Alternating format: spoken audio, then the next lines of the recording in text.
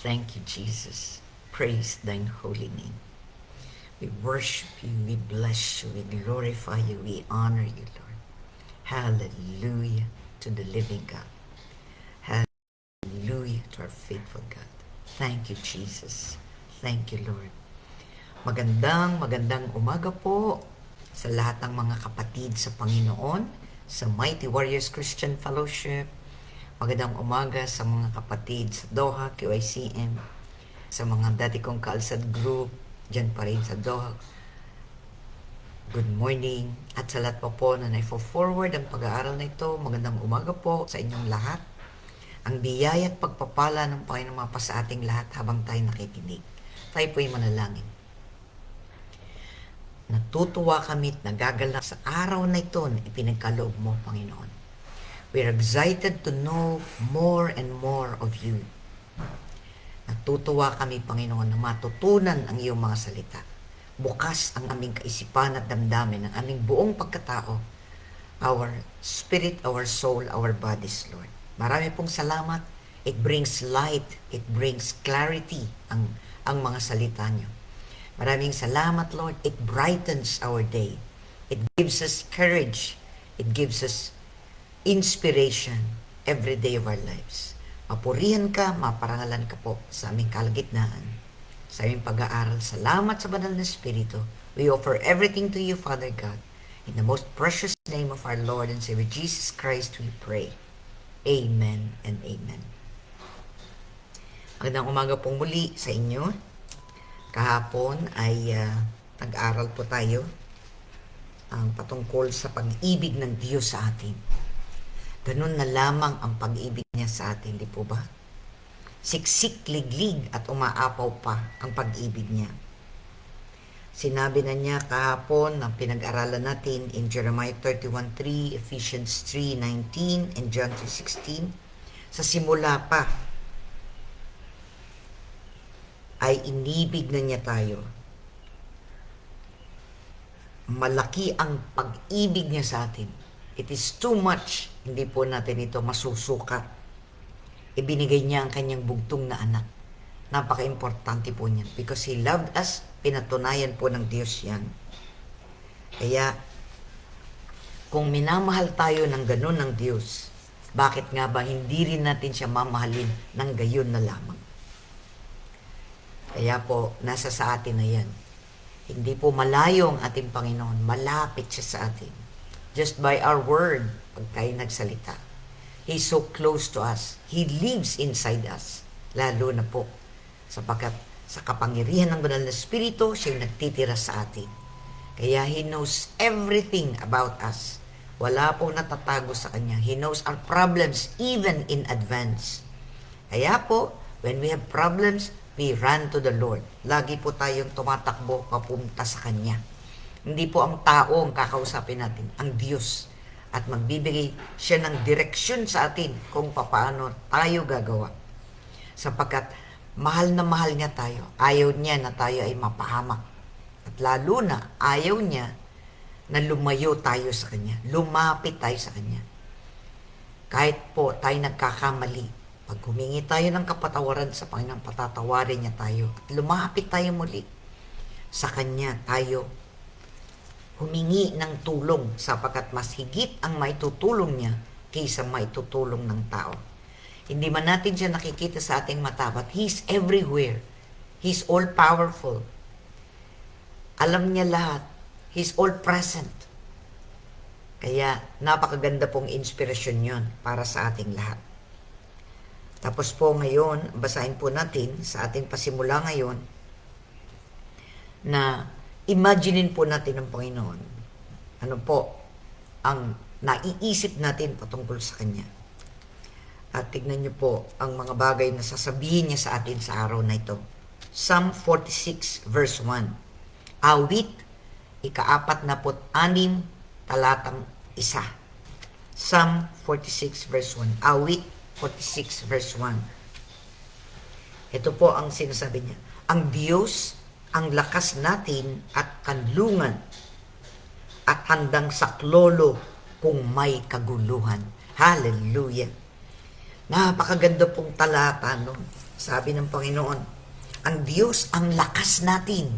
Saan tayo humuhugot ng lakas? Saan tayo humuhugot ng inspirasyon? Ang sinasabi ng Biblia, ang Diyos ang lakas natin. Wala tayong lakas sa ating sarili lang. Hindi natin makakayanan. Babagsak at babagsak tayo.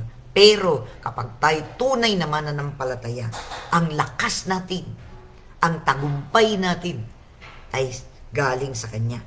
Siya ang ating kanlungan. He is our refuge.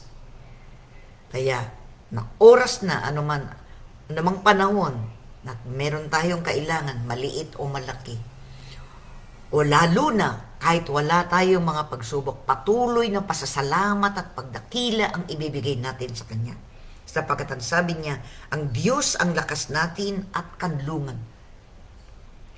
At handang saklolo kung may kaguluhan. Hallelujah! Handang saklolo. Saan ka pa pupunta?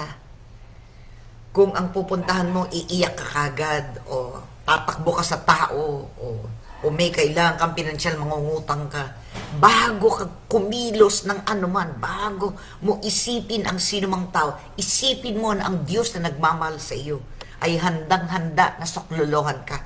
Kahit na anong kaguluhan na nahaharap ka. Hindi ikaw ang may control, ang Diyos. Sa English po, ang sabi niya, God is our refuge and strength. Handang saklolo siyang ating kalakasan. A very present help in trouble. Very present. Present siya lagi in trouble. Hindi niya sasabihin sa iyo, bukas ka na lang pumunta. Busy pa ako ngayon. Hindi po busy ang Diyos. Ang tao lang ang nagsasabing busy ako. Ang Diyos po, hindi siya busy para sa atin. When we call, He will answer. Hallelujah.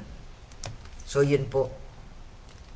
Inilalarawan ang Panginoon sa atin na siyang ating lakas, na siyang ating kanlungan, handang saklolo kung may kaguluhan. Ano po bang mga pagkakataon na talagang bagsak na ang iyong pandama? Akala mo, nabuhusan ka na o tinakpan ka na ng gano'n at hindi ka na makakakilos, hindi ka na makakapagsalita, hindi ka na makagagawa. Ano man pong panahon yun sa inyong buhay, isipin niyo po. Pero anong ginawa ng Panginoon sa inyo?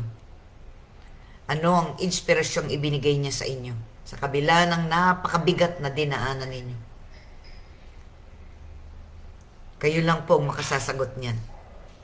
Mag-testify po kayo sa inyong sarili at alalahanin. Ako po, may isinulat akong meron po akong isinulat. Sapagkat nung talagang napakatindi ng aking pagsubok din. Napakatindi ng aking pagsubok. Ang Panginoon ang siyang tumugon sa akin. Siya lamang aking nilapitan talaga. First and foremost, siyang unang-una. Hindi sa tao, ang Diyos. We shouted out to God right away. Siya muna ang aming handang saklolo. He was very present. Kaya po, sabihin ko lang pong talatang ito, sapagkat ito po ay sarili kong karanasan. Dito po sa Romans 12:12. Romans 12:12. O Roma, 12 kabanata, talatang 12 din. 12:12. Sabi po, magalak kayo dahil sa inyong pag-asa. Magalak kayo dahil sa inyong pag-asa. Magtiyaga kayo sa inyong kapighatian. Magtiyaga kayo sa inyong kapighatian at laging manalangin. Ito po ang tugon ng Panginoon. Napakabuti po niya. Hindi siya magkukulang sa atin. Tayo man ang magkulang, pero siya hindi. He has the appropriate word. Meron siyang nakatakdang salita na matututunan natin right away at magkakaroon ng kapayapaan ng ating puso kahit naggaano man ang naging pagsubok natin. Basahin ko po sa English. Rejoicing in hope, persevering in tribulation, devoted to prayer. So, napakaikli lang po ng sinabi ng Panginoon, but this has been my inspiration throughout. all those times. Sabi niya, rejoicing in hope. Minsan, how can you rejoice? Di po ba? Pag dumadaan ka talaga sa masusing pagsubok. Pero sabi niya, rejoicing in hope. You can rejoice because you have hope. Sa Tagalog po, magalak kayo dahil sa inyong pag-asa, sabi niya. May pag-asa ang lahat ng sitwasyon sa ating buhay. Ang Diyos ang ating pag-asa. Tapos sabi niya, persevering in tribulation. Magtiyaga lang. Magtiyaga sa mga nagiging pagsubok. Magtiyaga kayo sa inyong kapigatian at laging manalangin. Yun ang sinasabi po ng ating Panginoon. God is our refuge and strength, a very present help in trouble. Yun po ang tugon ng Panginoon. Kaya, the first way, yung unang-unang gagawin natin, kung ano man ang nagiging pagsubok natin, lapit tayo kagad sa Panginoon.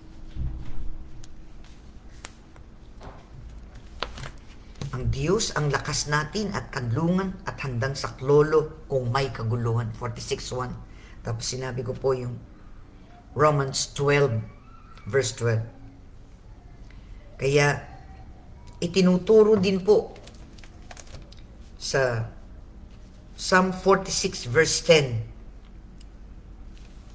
Dito rin po, ito yung kasunod na talata, Psalm 46, awit 46, the same part po. 46:10. Sinasabi niya, Psalm 46:10. Sinasabi niya, ihinto ang labanan, ako ang inyong Diyos. Dapat na malaman, dito sa daigdig, sa alinmang bansay, ako ang tanging makapangyarihan. Yun po ang sabi niya. Siya lamang ang tanging makapangyarihan. So kung meron po kayong iniisip kung gaano katatag ang ating Diyos, ano po ang inyong imahinasyon patungkol doon? Magkaroon kayo ng picture, ika nga, sa inyong isip kung gaano katatag ang Diyos na sinasampalatayan na natin, hindi matitinag. Kaya sa Kanya tayo kakapit. Excuse me po. Siya lamang ang tanging makapangyarihan. So ngayon, ano po ang ating dapat gawin? Ganyan na nga ang ating natututunan patungkol sa Diyos. Dito po, sinasabi niya, siya lamang ang tanging makapangyarihan. Mas higit ang magagawa niya kaysa magagawa ng tao. Kaya, anong magiging tugon po natin? Awit 51. Awit 51 verses 16 and verse 17. Ito po ang kailangan po natin gawin bilang mananampalataya. If we know the Lord, or if we are discovering all the things that God can do for us, manampalataya tayo sa Kanya at manatili sa Kanya. Sabi niya, hindi mo na nais ang mga panghandog. Sa haing sinunog, di ka nalulugod. Ang handog ko, O Diyos, na karapat-dapat ay ang pakumbabat, pusong mapagtapat. Yun po ang inaasahan ng Panginoon sa atin. Anong inaasahan ng Panginoon sa atin? Kung alam natin na gano'n na lamang ang pag-ibig niya, gano'n na lamang kapangyarihan niya, gano'n na lamang ang pwede niyang gawin para sa atin. Ang sabi niya, anong magiging karapat-dapat na makalulugod sa Kanya? Anong handog na maibibigay natin sa Diyos? Is there anything na hindi rin galing sa Kanya? Di po ba galing din lahat sa Kanya? Sabi niya, mapagpakumbaba, pusong mapagtapat. Napakaganda po nung sinabi ng Panginoon na yun. Sabi po niya, cease striving and know that I am God. I will be exalted among the nations. I will be exalted in the earth. Psalm 46:10. Sabi niya, Huwag ka nang natataranta. Huwag ka nang gumagawa ng paraan para sa iyong sarili. Ang Diyos, ang kapamaraanan niya ay hindi mababali.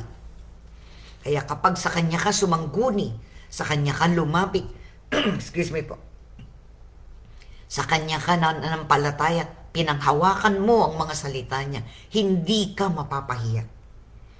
Ang kailangan niyang makita sa atin ay ang mapagpakumbaba at pusong matapat patungkol sa Kanya. Kaya itigil natin ang mga paraan ng tao. Maraming tinig na ating naririnig, pero ang tinig ng Diyos, yun ang ating bigyan ng pahalaga. Ang tinig ng Diyos ay nandiyan sa Kanyang salita. Kaya hindi tayo mapapahiya kapag tayo lumalapit sa Kanya. Yun po ang sabi niya. Ang mapagpakumbabang puso at mapagtapat. Yan po ang inaasahan ng Diyos na gawin natin. Magpakumbaba tayo sa Kanya. Dito naman sa Awit 95. Awit 95 verse 6. Tayo ay lumapit, sa Kanya'y sumamba at magbigay galang. Lumuhod sa harap nitong Panginoon, sa ati lumalang. Yun po. Gusto niya lumapit tayo sa Kanya. Ito na po ang imbitasyon niya. Tayo ay lumapit, sa Kanya'y sumamba at magbigay galang, lumuhod sa harap nitong Panginoon, sa ati lumalang. Sapagkat siyang lumalang sa atin, lapit tayo sa Kanya. Huwag muna tayong lalapit kahit kanino. Sa Diyos tayo unang-unang lalapit. Don't go anywhere. Don't think. Huwag kang mag-overthink sa iyong isip. If you have a very big problem, ano man ang problema mo, you run to God right away. Masisiyahan ng Panginoon kung sa Kanya ka unang lalapit. Amen po. Tayo lumapit sa Kanya, sumamba at magbigay galang, lumuhod sa harap nitong Panginoon. Amen po. Ito pong mga talatang ito, Awit 46:1, Romans 12:12 na binigay ko, na bilang patotoo ko. Awit 46:10, Awit 51 verses 16 and 17, Awit 95 verse 6. Pagbulay-bulayan po ng mabuti yan. Basahin muli over and over again para tumatak sa ating isip at damdamin kung anong kailangan nating ginagawa. Siya lamang tanging makapangyarihan. Ang gusto niya magpakumbaba tayo at meron tayong puso mapagtapat sa Kanya. Lumapit tayo sa Kanya, sumamba at magbigay galang, lumuhod sa harapan ng ating Panginoon. Amen po. Tayo po'y manalangin. Maraming salamat, Panginoon, sa biyaya mo. Maraming salamat sa pagtuturo mo. Pagpapaalala mo sa amin ng mahalaga bilang isang mananampalataya. At sa marami pa, Panginoon, natutugon sa ganitong paraan, mararanasan nila ang kabutihan mo, mararanasan nila ang katugunan mo, mararanasan nila ang pagyakap mo sa kanila. Kahit na anong problema, kahit gaano kalaki yan, mas malaki ka sa lahat ng mga problema, mga pasaning dinadaanan namin. Panginoon, itinatalaga po namin sa inyong aming sarili, ang aming kinabukasan, sapagkat higit ang magagawa mo kaysa magagawa namin. Mapurihan ka at maparangalan ka at maipahayag ang katotohanan ito. Mahal mo kami at handa kang tumulong sa amin sa anumang aming mga pagsubok. Mapurihan ka at maparangalan aming Diyos Ama sa pangalan ng Panginoon Kristo at sa kapangyarihan ng Banal na Espiritu. Amen at Amen. Tanggapin ang lakas mula sa ating Diyos. Tanggapin ang katatagan. Tanggapin ang pagpapakumbaba, tanggapin ang pagtatapat sa Diyos, tanggapin ang mga biyayang ito at maging tunay tayo sa ating relasyon sa Kanya. Sa pangalan ng Panginoon Kristo, nasa atin na lahat ang kailangan natin para mabuhay ng matagumpay. Matagumpay ka, kapatid. Ang Panginoon ay Diyos na tumutugon. Sa pangalan ng Panginoon Kristo, sa kapangyarihan ng Banal na Espiritu, receive it and decree and declare it. Amen and amen. God bless po. I'll see you tomorrow for the next topic. Bye for now.